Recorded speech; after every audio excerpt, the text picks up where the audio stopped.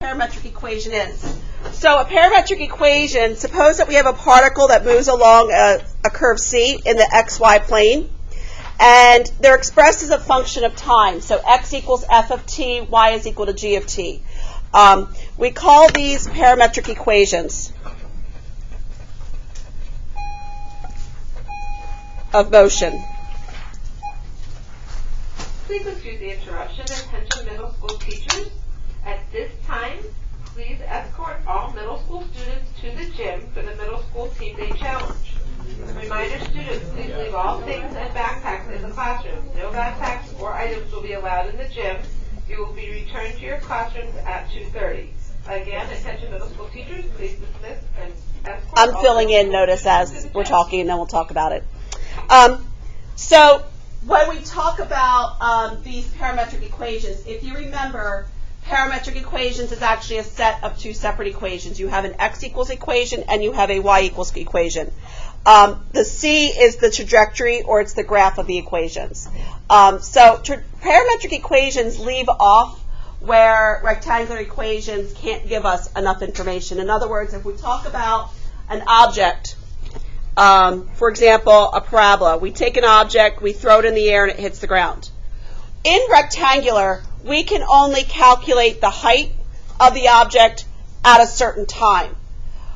So what the parametric equations is going to allow us to do, it'll give us an equation to represent the height at a particular time, but it's also going to give us an equation where we can calculate the horizontal distance that an object traveled at time. So the x equals equation is calculating the horizontal distance that an object travels during time, whereas the y equals equation, we would calculate the vertical distance. And obviously there's other applications, that's just one of them. So like I said, you can convert a lot of your parametric equations into, parametrics into rectangular, which we'll talk about in a little bit. The variable t is called the parameter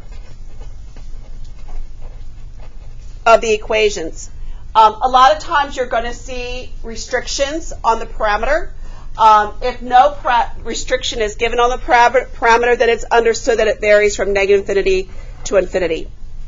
If a restriction does exist on t, it will be given to you as an inequality.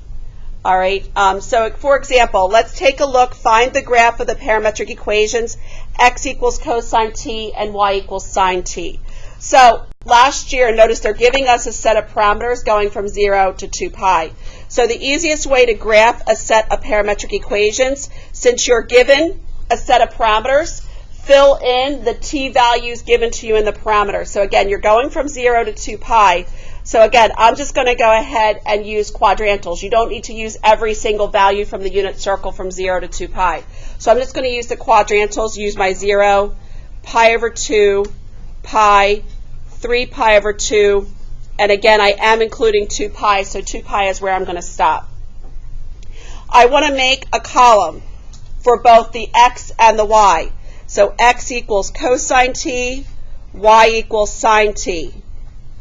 So what happens is you use two separate equations to come up with the x and y coordinate that you're going to plot on your graph.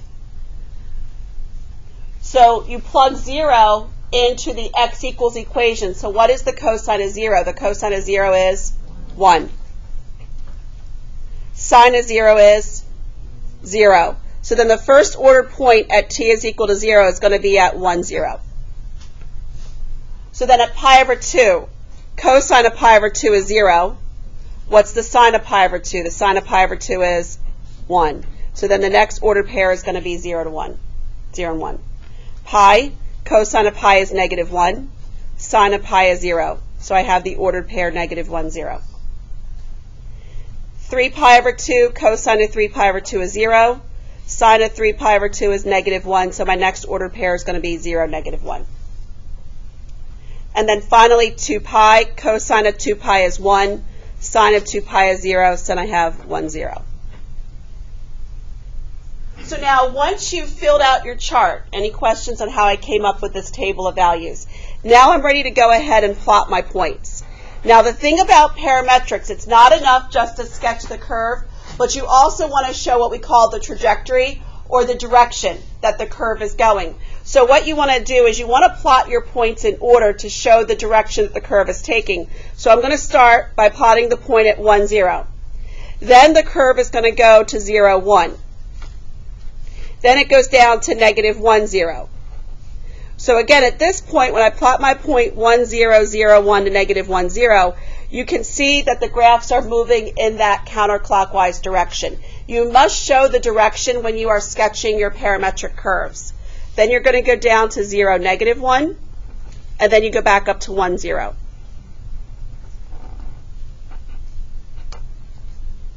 And obviously, this is obviously what the equation of a circle would look like in terms of your parametric equations. All right? So any questions on how I can sketch the graph of parametric equations? So now here's an example, x equals cosine t, y equals sine t, but notice my parameters are only going to be going from 0 to pi. So again, it's the same set of equations, but notice I'm only going to use my t values going from 0 to pi, which from my chart I already have filled in. When t was equal to 0, I had the ordered pair 1, 0. At pi over 2, it's 0, 1. And then at pi, it's going to be negative 1, 0. So again, I plot the point at 1, 0, 0, 1, and then negative 1, 0. So we're only looking at your semicircle. Okay? So any questions on, like I said, when you're asked to graph a set of parametric equations, again, you use these set of parameters, only set up those particular values, and that way you know you'll get the part of the graph that you need.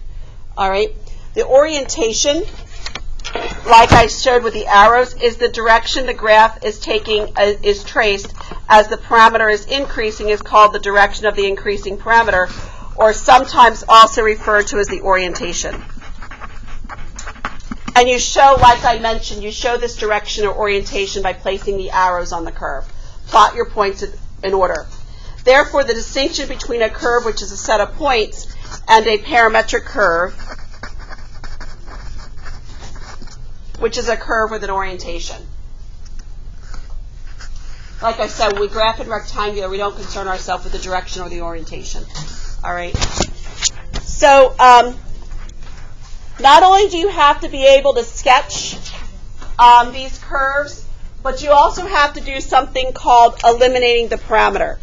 When they say eliminating the parameter, what that means is you're going to convert your set of parametric equations into rectangular.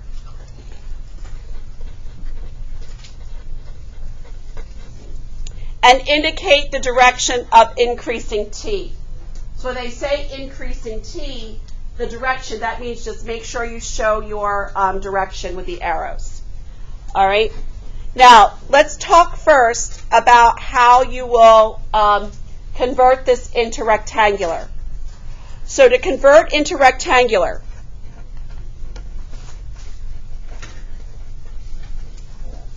and again, they also use the phrase eliminating the parameter.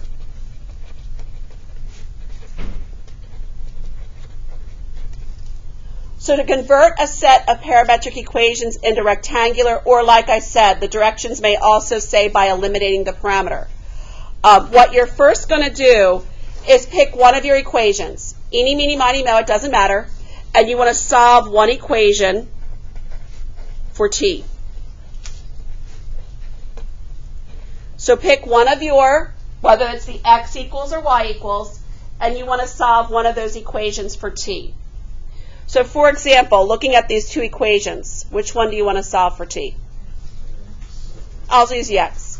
So now how would I solve for t here? I would do what to both sides? I would add 3 and then divide by 2. So then x equals 2t minus 3. When I solve for t, t is equal to x plus 3 over 2. Remember, t is that parameter. So the idea is you want to write an equation that no longer has a t in it. It's just in the form of x's and y's. Then what you're going to do is you're going to substitute the equation you solve for t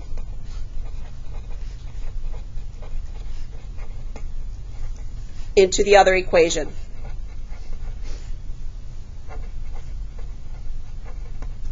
So that equation you solve for t, you're going to plug that into the other equation. So I've solved for the x equals, so what I'm going to do is I'm going to take t out of my y equals equation and get rid of the t. So y is going to be equal to 6. Again, I'm going to take t out of this equation, replace it with that x plus 3 over 2, because that's what t is equal to, minus 7. And I'm going to simplify. So again, I know that 6 over 1 times x plus 3 over 2, y is going to be equal to 3 times x plus 3 minus 7. So then y is equal to 3x plus 2.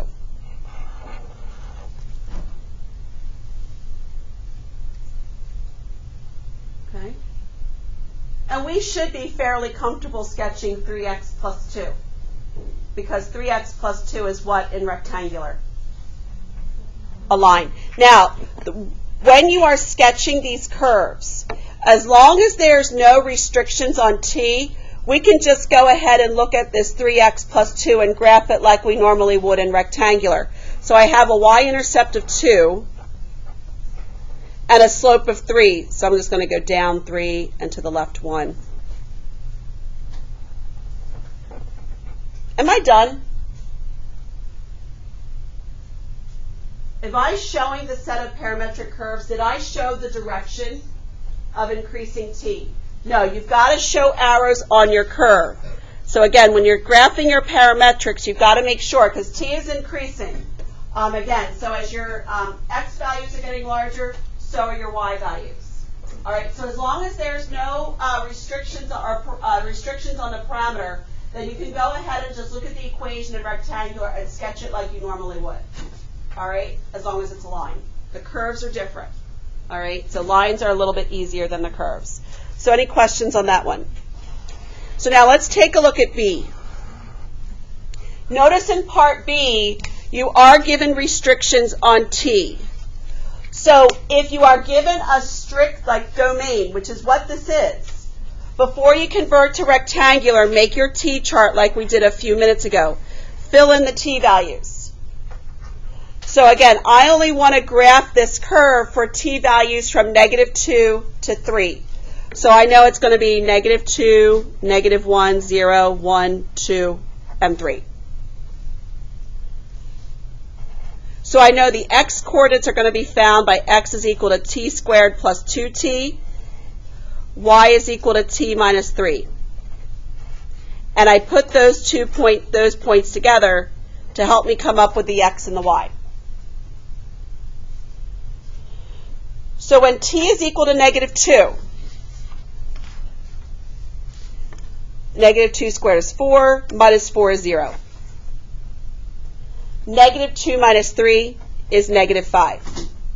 So the first point I'm going to plot is 0, -5. -1, -1 squared is 1, minus 2 is -1. Excuse me. -1 minus 3 is a -4. So the next point is going to be a -1, -4. Plug in 0. 0 plus 0 is going to give me 0. 0 minus 3 is -3. So my next ordered pair will be 0, -3.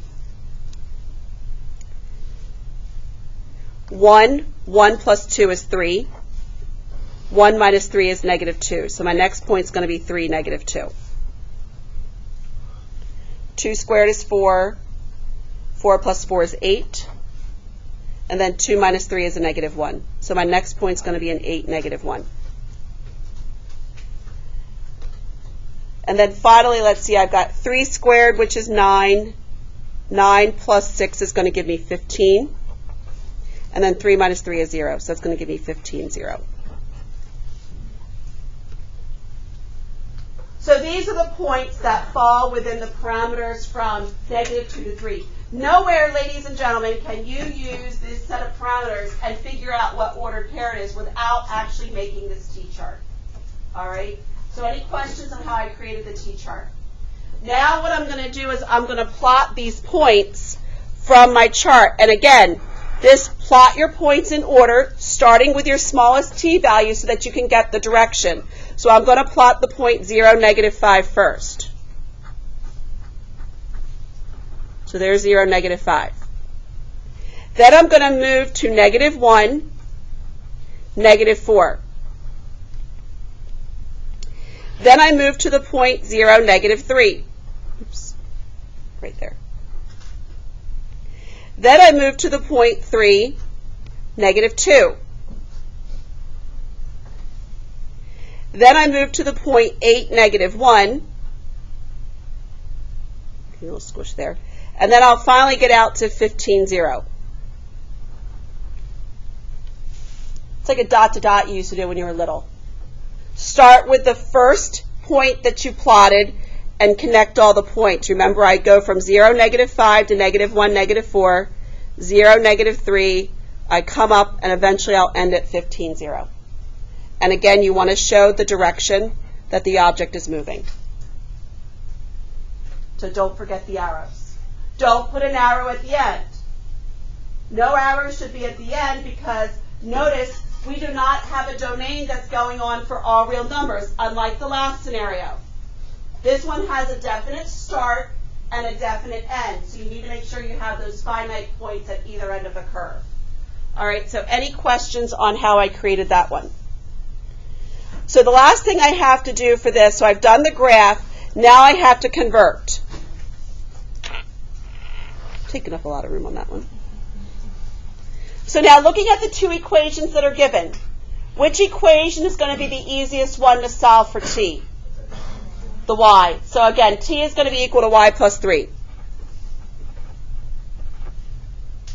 So then I'm going to take y plus 3 and plug it into my other equation for t. So x is equal to y plus 3 squared plus 2 times y plus 3.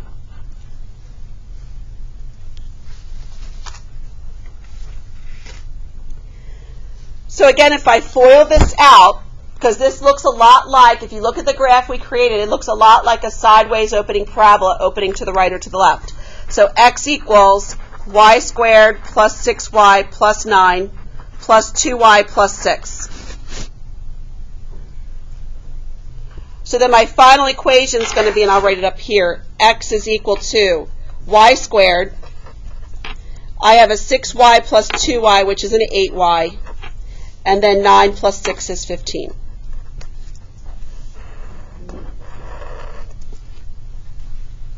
Is that what the graph represents?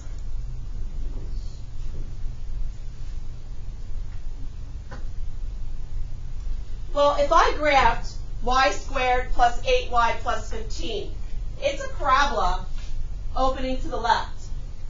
And what's the domain of this parabola? What's the domain of what I just wrote in rectangular form? What is the domain of this? It's going to be, the domain's going to be -1 to infinity. Because that's where the vertex of the parabola is right there. You can tell by the graph. Is that what my picture that I actually sketched represents? No. So what you have to do, ladies and gentlemen, when you are eliminating the parameter, if it is not going on to infinity, you've got to state a restricted domain. So you've got to look at your graph. What is the restricted domain that I have to include here? Well, what's the smallest x value? The smallest x value is what? -1. Where is it stopping? 15. So again, you have to include from -1 less than or equal to x less than or equal to 15. Without this, your picture does not match the equation that you wrote. Because again, you have unrestricted parameters. Your parameters are not going on for all real numbers. The first one, we did not have restrictions on t. So you need to be careful when you're writing the equations in rectangular form, when you're doing this conversion. You've got to include restricted domain and or ranges if you need them. Yeah, Sean.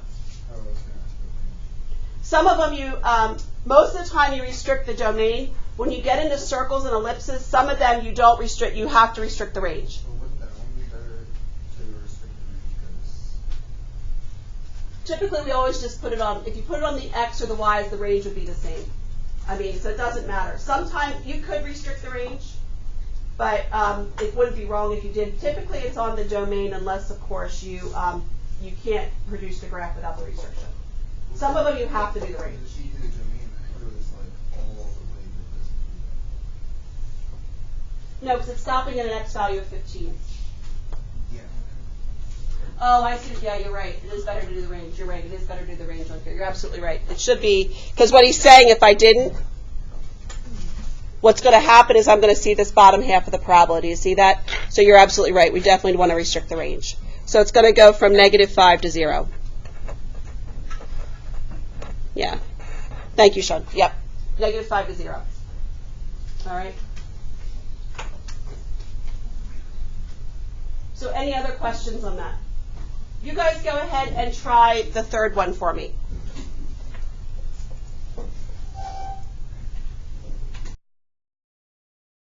Conversion into rectangular on our own, but see if you can get the graph and do your T-chart. See what this is. And no, this is not going to be a circle.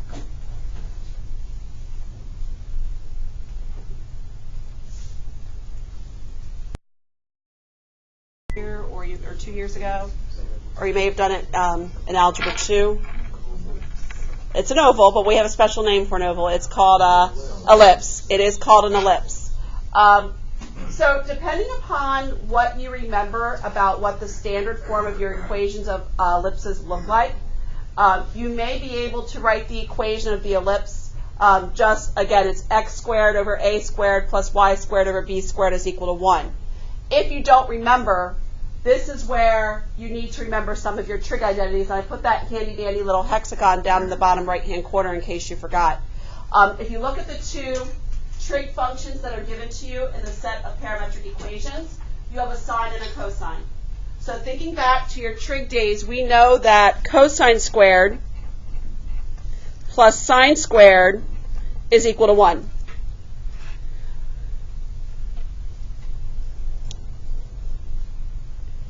So what we can do is take each of these equations, that are given to you in parametric form, solve for cosine and solve for sine.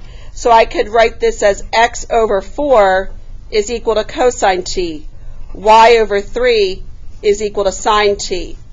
And then I can plug them into this particular Pythagorean identity to help give me the rectangular form if you don't remember what the rectangular form of ellipses are. So again, x over 4 squared plus y over 3 squared is equal to 1. So I have x squared over 16 plus y squared over 9 is equal to 1. But what's missing from that answer? The restriction. So what am I going to restrict here? Am I going to restrict the domain or am I going to restrict the range? Domain. So the domain is going to go from what? 0 less than or equal to x less than or equal to 4.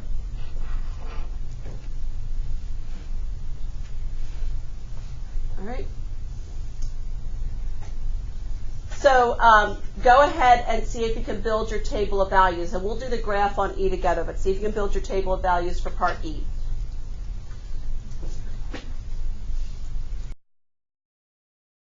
Equations for secant and tangent. So to solve this for secant, I'm going to have x minus 2 over 6 is equal to secant of t. Subtract 2 and then divide by 6. Tangent is going to be equal to y minus 3. So now what I can do is I can substitute, take out secant, replace it with this x minus 2 over 6. So x minus 2 over 6 squared minus y minus 3 squared equal to 1. So if I square this fraction, that gives me x minus 2 squared over 36 minus y minus 3 squared is equal to 1. Do you remember what this is? It's not an ellipse. It looks very similar to the equation of ellipse. The only difference is one has a plus and one has a minus. This is a hyperbola. The hyperbola, if you remember when you sketch it, it has that dashed box, that rectangle you make, and then the diagonals of the box have the asymptotes. So let's take a look at sketching x minus 2 squared over 36, what's it, minus y minus 3 squared is equal to 1. So first of all, you have to find the center. You find the center very similar to the way that you find all the other transformations. This minus 2 is making it shift to the right 2. So the x-coordinate of the center is going to be at 2.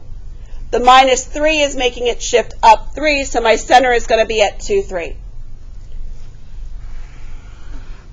So I'm going to go ahead and I'm going to plot my center.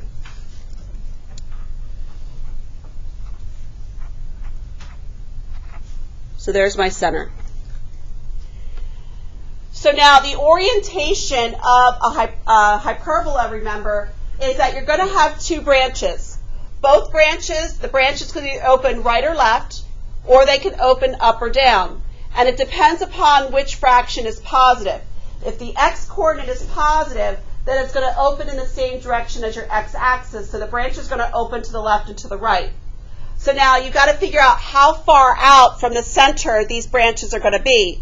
So this is where you take the square root of the denominator of each of the fractions. What's the square root of 36? The square root of 36 is 6.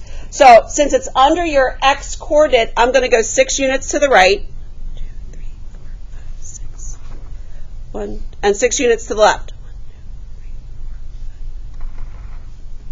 4, 5. That puts me at 8, and this is going to put me at -4. Now I take the square root of the number that's underneath the y fraction. And what number is underneath y minus 3 squared? 1. So that tells you how many units up from the center you're going to go. So I'm going to go 1 unit up from the center and 1 unit below. And this is where you sketch that rectangle, connecting those 4 points.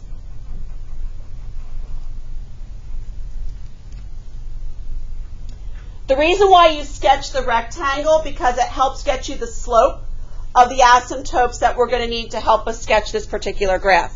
So again, I should draw a dashed line. You want the asymptotes to pass through the center and the corners of the rectangle. So if I was sketching this entire hyperbola, one branch would look like this. The other branch would look like this.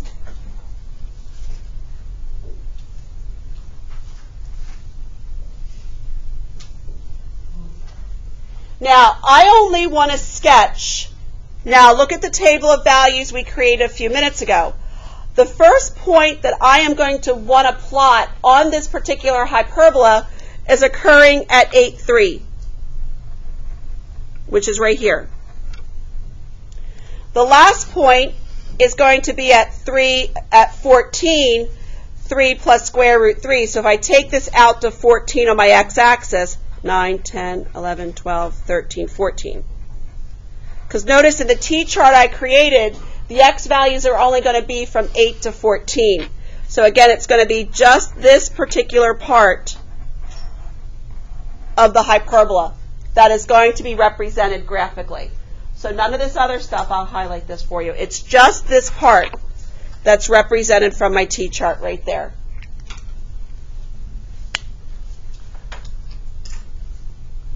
So any questions on that? So now that I've got my equation in, so like I said, some of these may be easier to graph after you do the conversion into rectangular. But you still need to develop that t-chart so that you know what the x and or the y values are going to be for that particular curve. All right? So, so there's that one. So again, my equation is x minus 2 squared over 36 minus y minus 3 squared is equal to 1. And again, I've got the domain restriction going from 8 less than or equal to x less than or equal to 14. But is that going to be adequate? Or is this one where I have to restrict the range instead? You have to do what? The range, because remember, if I do 8 to 14, it's going to include this bottom part of the hyperbola as well. So this is where, again, look at your chart. You can restrict your range. It's going to be 3 less than or equal to y less than or equal to 3 plus square root 3.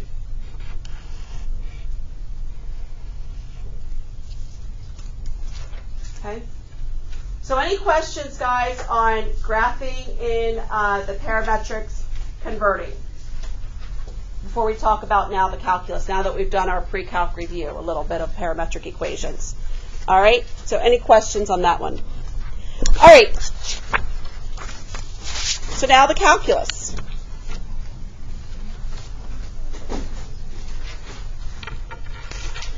So first of all, we've done tangent lines in rectangular form, horizontal, vertical tangent lines. We're now going to do tangent lines to parametrics. Again, remember, you've got your x equals and y equals equation with parametrics.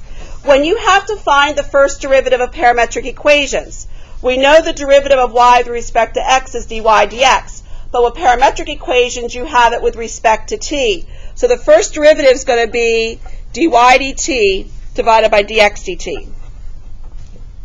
That's how you find the first derivative with parametric equations.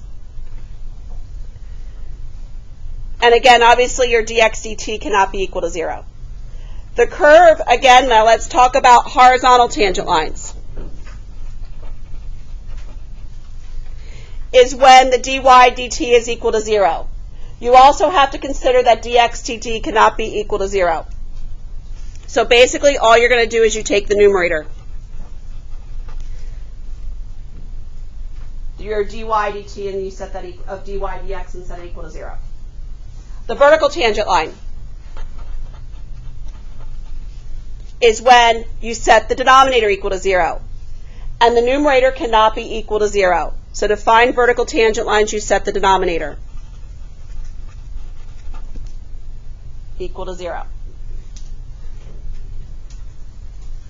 So find all values of t which you have a horizontal tangent line and a vertical tangent line.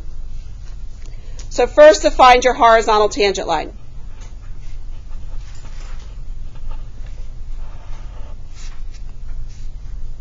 Again, I know the first derivative of this particular set of parametric equations is going to be your dy dt divided by your dx dt.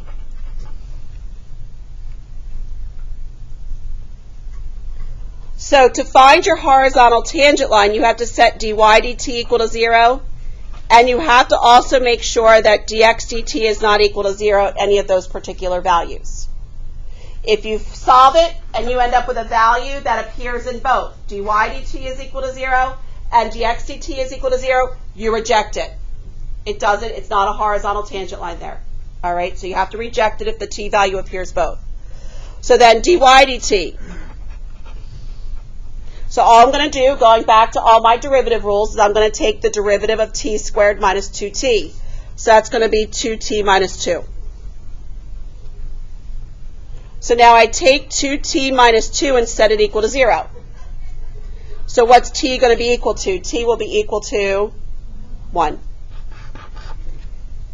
So as long as dx dt is not equal to 0 at t is equal to 1, I know I have a horizontal tangent line at t is equal to 1. Okay? So now to find the vertical tangent line, remember, I'm going to set my dx dt equal to 0. And remember, dy dt cannot be equal to 0. So this will confirm whether or not at t is equal to 1 I have that horizontal tangent line. So now I'm going to take dx dt. So what's the derivative of t to the third? The derivative of t to the third is what? 3t squared.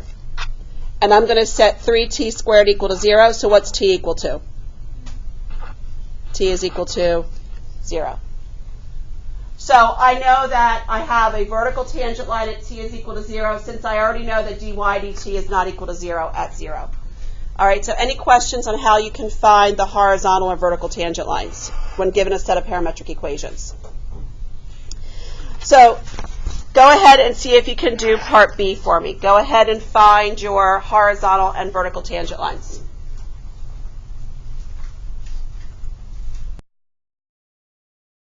They are telling you to include 2 pi as part of your solution set.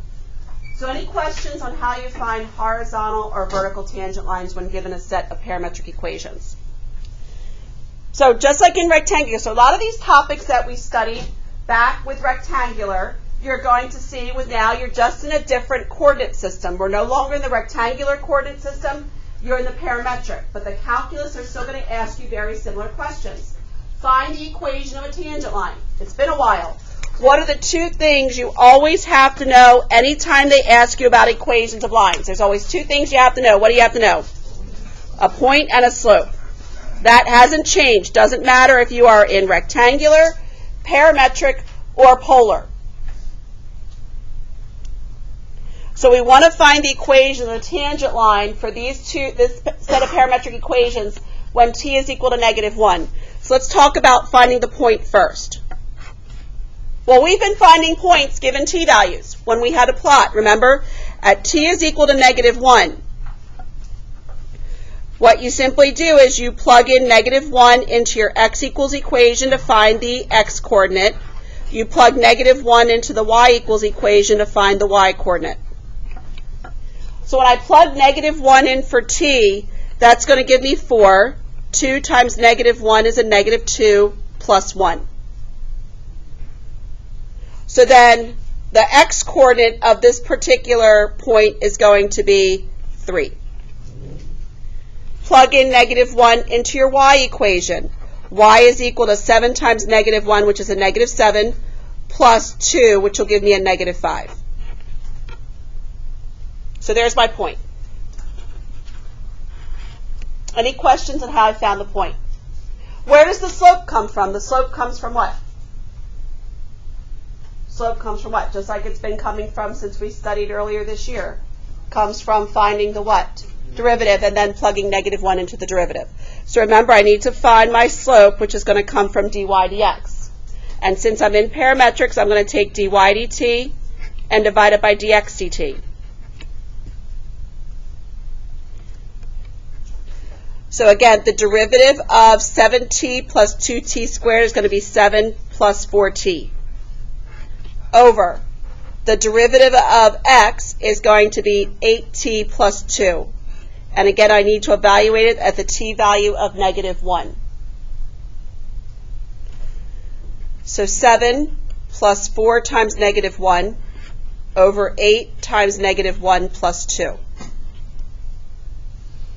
So that's going to give me 3 over -8 plus 2, which is a -6, which is going to give me -1/2. So there's my slope. So any questions on how I found the slope? Now I know my point. Now I know my slope. I can write the equation of my tangent line. So y minus -5 will give me a y plus 5 is equal to -1/2 times x minus 3.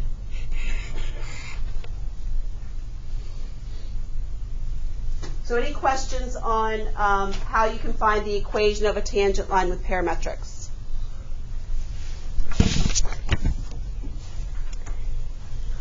Second derivatives with parametrics. All right, we got a lot to do today.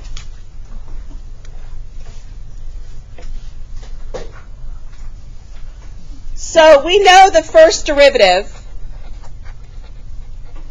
can be found by taking dy dt and dividing it by dx dt.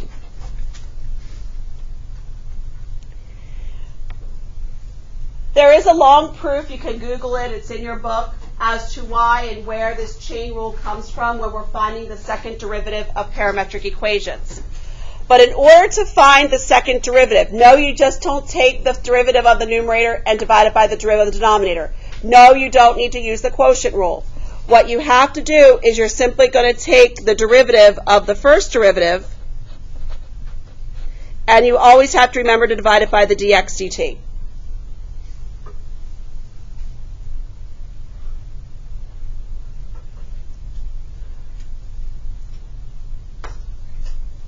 So you take the second derivative, let me just write that better.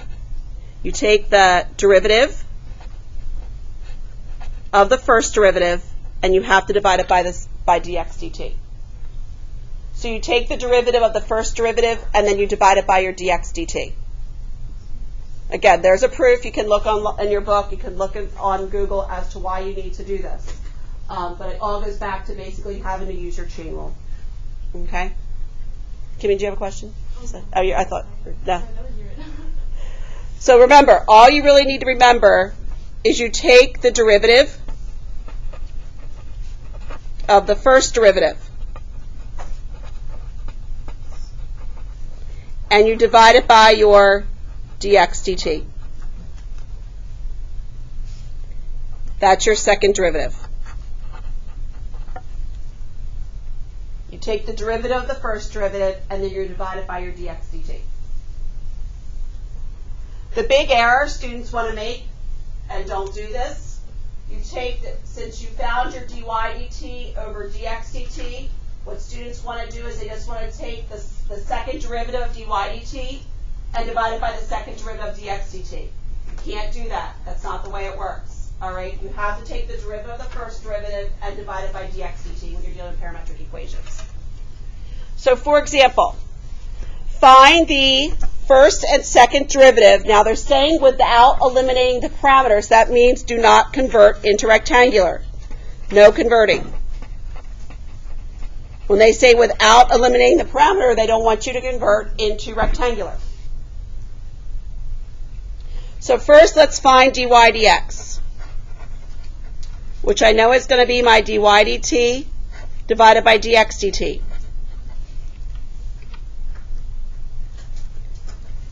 So what is dy dt? Well, the derivative of 1/3 t to the third is going to give me t squared minus 1 over dx dt. And what's the derivative of 1/2 t squared plus 1 going to be? That's just going to be a what? T. And another way to write this would be t minus 1 over t, correct? And they want me to find the value of this derivative at t is equal to 2. So the value of this derivative at t is equal to 2 is going to be 2 minus 1 over 2, which is just going to give me 3/2.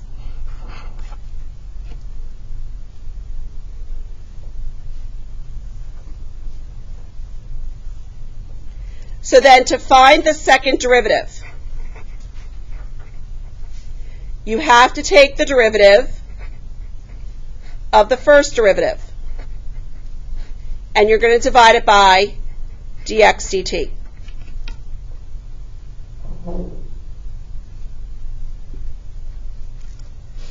So here's my first derivative.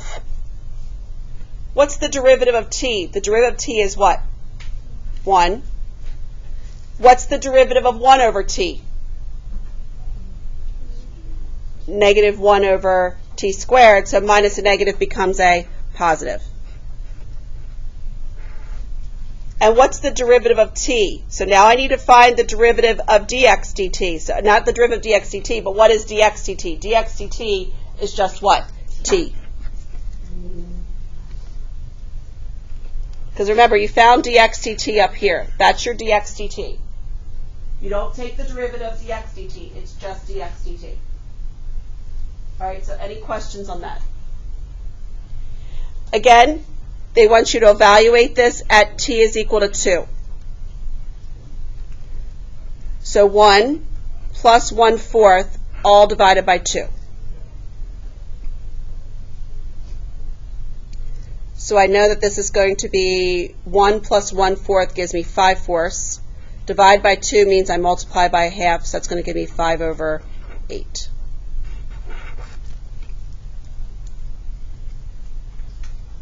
So the big thing you need to remember is when you're doing the second derivative of parametric equations, you take the derivative of your first derivative, you're just dividing it by the dx dt.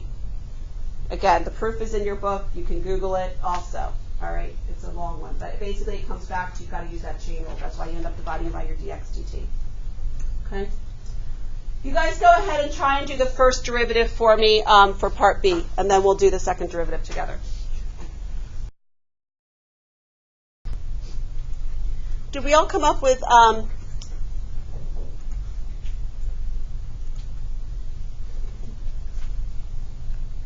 -4 square root 3 over 5?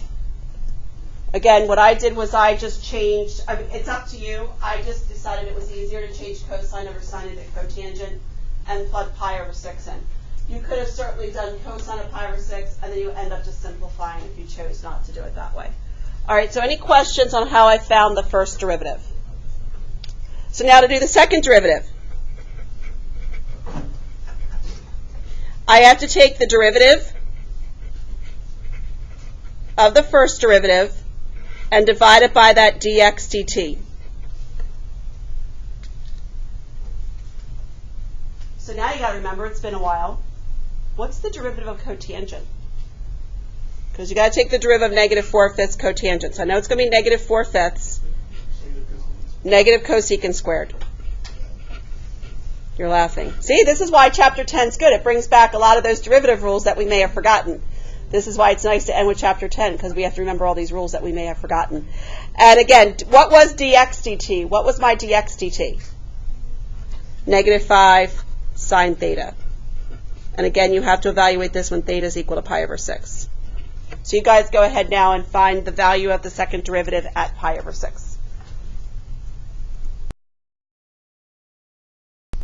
Again, when you find the value of cosecant of pi over 6, again, cosecant is reciprocal to sine. Sine of pi over 6 is a half. The reciprocal of 1/2 is 2. So that's 2 squared. And again, a negative times a negative becomes a positive.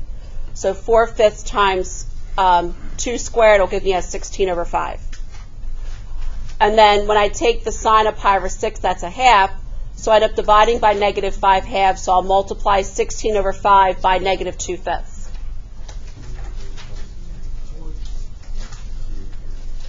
Any questions on that? Remembering that lovely unit circle? Yeah, right. You could have changed that into cosecant cubed, right? Yeah. Yeah. Yeah, you could have done your trig and changed it into a cosecant cubed as well. Why would you do that? Why? Why? Just be 2 raised to the third. 8.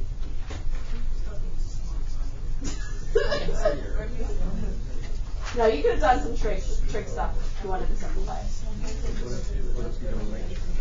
What if you don't like trig? I'm sorry. You really won't like polar then. You really won't like when we have to get to polar, which is coming up. All right. So any questions on that one?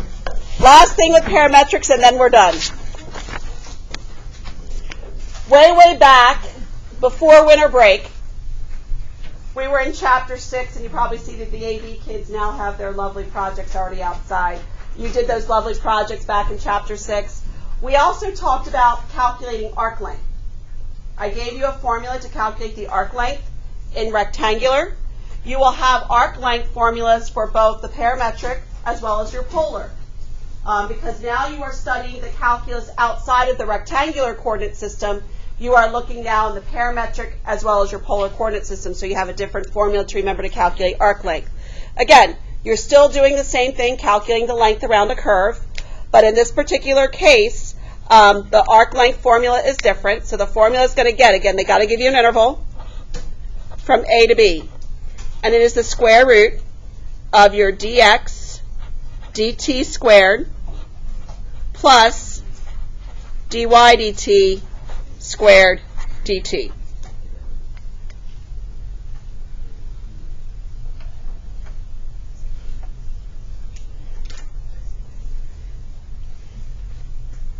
So for example 6, find the exact arc length. So that means it's not going to be a calculator question. They'll want you to leave it in radical form.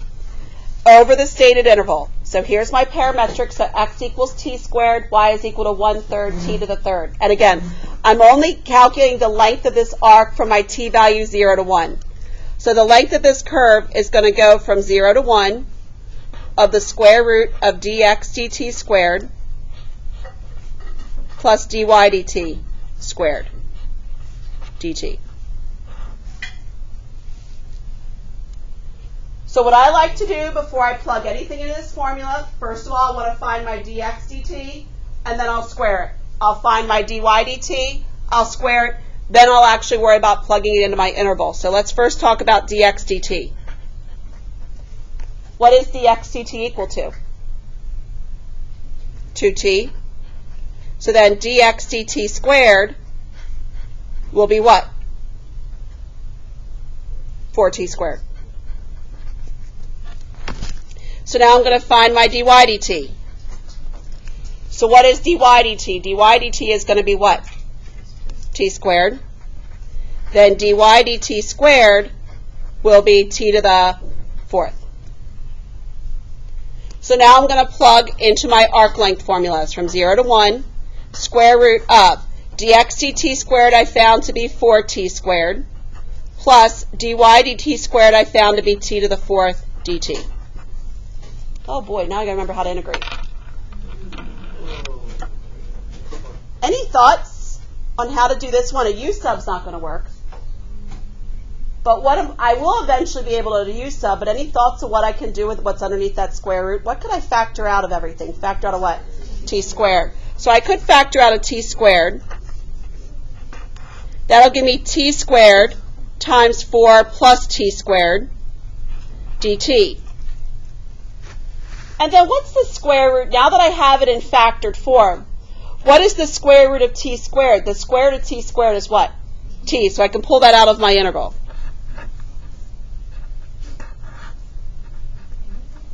I mean the radical, I'm sorry, the radical. Now will a u sub work? So now you guys go ahead and finish integrating this for me.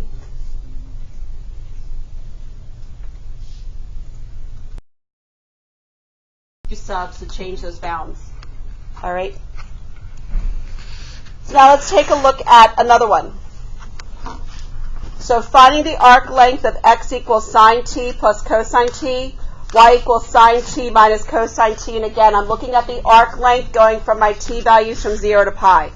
So again, integrating from 0 to pi, square root of dx dt squared plus dy dt squared dt.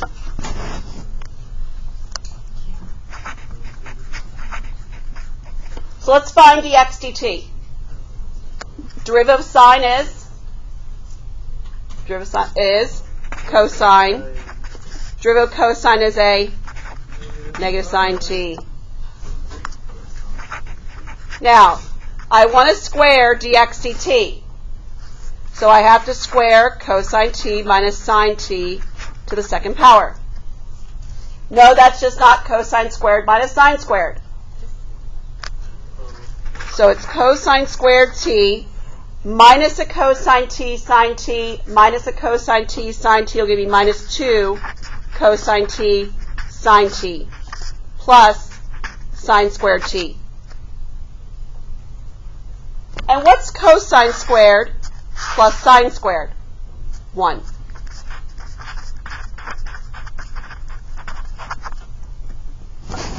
Don't panic. Some of you are probably thinking, oh my goodness, this is going to be awful to integrate. Don't panic. dy dt.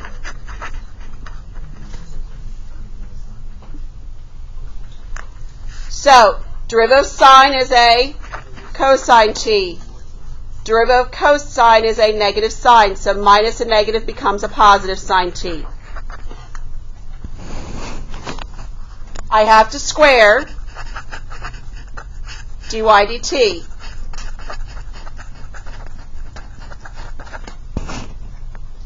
Again, no, it's just not cosine squared plus sine squared, which means it's going to equal 1. That would be nice. But you end up with a cosine squared t.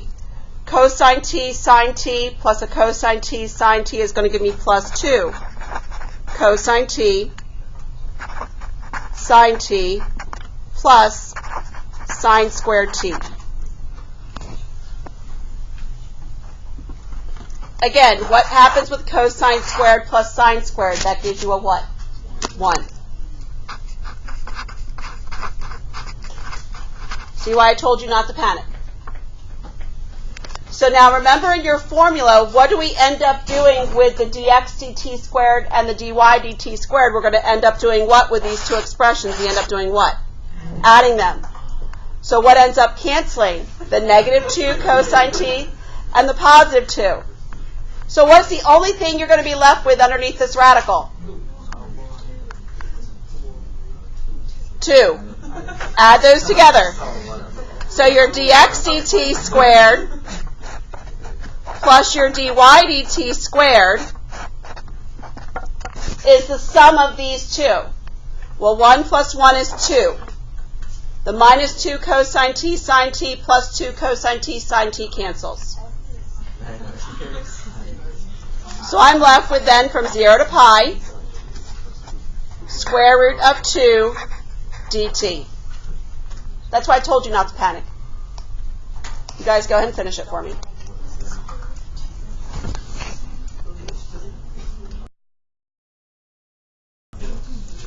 Square root 2 times pi. All right? You are done parametrics.